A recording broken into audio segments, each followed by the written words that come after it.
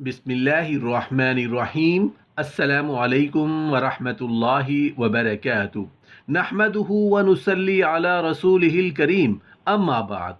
दिलों को साफ रखना क्यों ज़रूरी है? बार बार दिल को साफ रखने को क्यों कहा जाता है? अंबिया अलैहिस्सलातु वस्सलाम दिलों को पाक करने के लिए दुनिया में आते रहे। उन्होंने सबसे ज़्यादा मेहनत कुलूब की तज़किया पर की, सबसे ज़्यादा जोर दिलों की ततहीर पर दिया। इसलिए कि दिल पाक हो जाए तो इंसान पाक हो जाता है, दिल बदल जाए तो इंसान बदल जाता है, दिल बदल जाए तो उसकी ज़िंदगी बदल जाती है, दिल बदल जाए तो मकसद हयात बदल जाता है, दिल बदल जाए तो देखने का अंदाज बदल जाता है, दिल बदल जाए तो मोहब्बत और अदावत के पैमाने बदल जाते हैं, दिल बदल जाए तो मेहनत और तिजारत के हदफ बदल जाते हैं, दिल बदल जाए तो घर बदल जाते हैं, दिल बदल जाए तो मुआशरा बदल जाता है, दिल बदल जाए तो ज़माना बदल जाता है, दिल बदल जाए तो तारीख बदल जाती है, दिल बदल जाए तो अखलाक बदल जाते हैं, दिल बदल जाए तो रातें बदल जाती हैं। मोहतरम नाजरीन, जिस तरह हमें माहौल को साफ रखने की तलकीन की गई है, इसी तरह हमें अपने ख़यालात को पाकीज़ा रखने की भी तलकीन की गई है।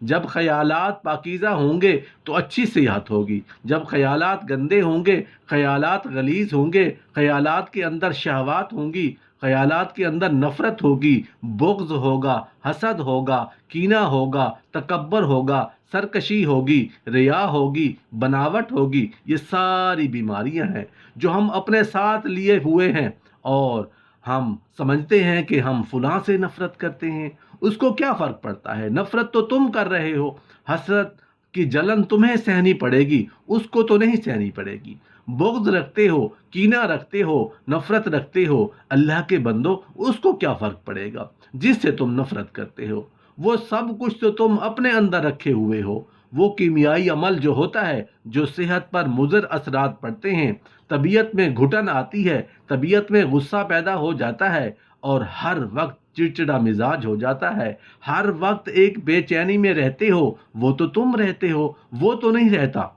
तो इसलिए अपने आप को, अपने दिल को साफ करें, अपने अंदर की आग बुझाएं, अपने अंदर को ठंडा रखें, अपने अंदर की सुथराई का, पाकीज़गी का, तहारत का सामान पैदा करें। और उन चीज़ों का एहतमाम करना ये हमारे दीन ने हमें सिखाया है। इसी तरह जब कोई शख्स बुराई करता है, कोई भी बुराई करे तो उसके असरात उसके ऊपर मुरतब होते हैं। तो बुराई के असरात बद से उसके अंदर का निज़ाम बिगड़ जाता है, बातिन की तहारत ख़त्म हो जाती है। और बातिन की तहारत को बहुत ज़्यादा अहमियत दी है शरीयत इस्लामिया ने।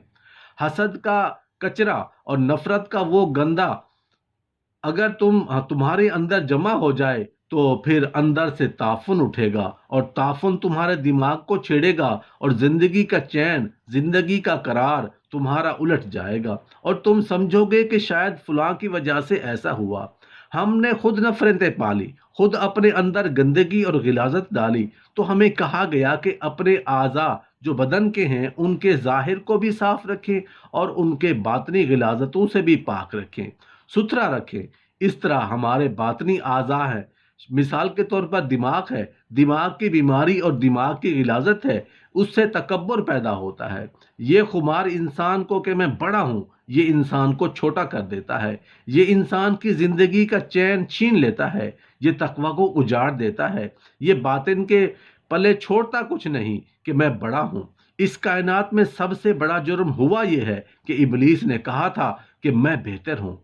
ये जो मैं थी उसने उसका बेड़ा गर्क कर दिया। जो बड़ा होता है उसको बताना नहीं पड़ता कि मैं बड़ा हूं, लोग देखते हैं कि वो बड़ा है। बड़ाई लफ्जों से नहीं बताई जाती, बड़ाई किरदार को की होती है, बड़ाई सोचों की होती है। बड़ा आदमी दिखाई देता है कि ये बड़ा है, उसकी आदत से पता चलता है कि बड़ा है, उसके अतवार से पता चलता है कि बड़ा है, उसके तर्ज जिंदगी से पता चलता है कि वो बड़ा है। तो किसी को छोटा ना समझो, किसी को हकीर ना जानो। हज़रत अब्दुल्ला बिन उमर रज़ी अल्लाह अन्हु से रिवायत है कि रसूल अल्लाह सल्लल्लाहु अलैहि वसल्लम ने इरशाद फरमाया, बनी आदम के कुलूब अल्लाह ताला की दो उंगलियों में इस तरह है जैसे एक कल्ब वो उसको जिस तरह चाहता है پھیر دیتا ہے۔ پھر اس کے بعد رسول اللہ صلی اللہ علیہ وآلہ وسلم نے یہ دعا مانگی، یعنی اے اللہ دلوں کو پھیرنے والے ہمارے دلوں کو اپنی اطاعت کی طرف پھیر دے۔ امام شافعی رحمۃ اللہ علیہ فرماتے ہیں کہ دل کو روشن کرنا ہو تو غیر ضروری باتوں سے پرہیز کریں۔ ارشاد باری تعالیٰ ہے، کیا یہ لوگ زمین پر چلتے پھرتے نہیں ہیں، ان کے دل سمجھنے والے یا ان کے کان سننے والے ہوتے ہیں۔ حقیقت یہ ہے کہ آنکھیں اندھی نہیں ہوتی، بلکہ وہ دل اندھے ہو جاتے ہیں جو سینوں میں ہیں، یعنی آنکھوں سے دیکھا اگر دل سے غور نہ کیا تو وہ نہ دیکھنے کے برابر ہے۔ گو اس کی ظاہری آنکھیں کھلی ہوں پر دل کی آنکھیں اندھی ہیں، اور حقیقت میں زیادہ خطرناک اندھا پن وہی ہے جس میں دل اندھے ہو جائیں۔ غفلت بھری زندگی گزارنے سے انسان کا دل اندھا ہو جاتا ہے، بالکل اندھا، ایسا اندھا کہ یہ نیکی اور بدی میں تمیز نہیں کر سکتا۔ جیسے ایک آدمی کی بینائی نہ ہو، وہ آدمی دوست اور دشمن میں کوئی فرق نہیں کر سکتا، اندھیرے اور اجالے میں تمیز نہیں کر سکتا، پہچان نہیں کر سکتا کہ کون سی چیز نفع دینے والی ہے اور کون سی چیز نقصان دینے والی ہے۔ اسی طرح جب دل اندھا ہوتا ہے تو وہ انسان بڑے سے بڑا گناہ کر لیتا ہے، مگر اس کے سر پر جوں بھی نہیں رینگتی کہ میں نے کوئی اللہ کی نافرمانی کی ہے۔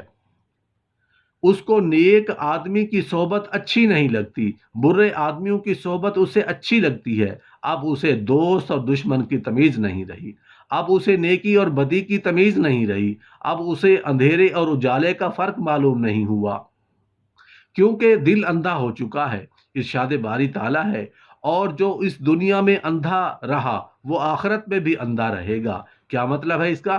جو دنیا میں نابینا ہے اس کو آخرت میں بھی بینائی نہیں ملے گی۔ اس کا مطلب یہ ہے کہ جو اس دنیا میں اللہ تعالیٰ کے حکم سے چشم پوشی کرتا ہے، اللہ کے حکموں کو نظر انداز کرتا رہتا ہے، اس کے حکموں سے اندھا بنا رہتا ہے، اللہ تعالیٰ آخرت میں اس کی بینائی کو سلب فرمائیں گے۔ ارشاد باری تعالیٰ ہے، جب اکیلے اللہ کا ذکر کیا جاتا ہے تو آخرت پر ایمان نہ رکھنے والوں کے دل کڑھنے لگتے ہیں، اور جب اس کے سوا دوسروں کا ذکر ہوتا ہے تو یکا یک وہ خوشی سے کھل اٹھتے ہیں۔ ایک مرتبہ حضرت ابراہیم علیہ السلام کو اللہ پاک کی طرف سے وحی کی گئی کہ آپ اپنے دل کو دھو لیا کریں۔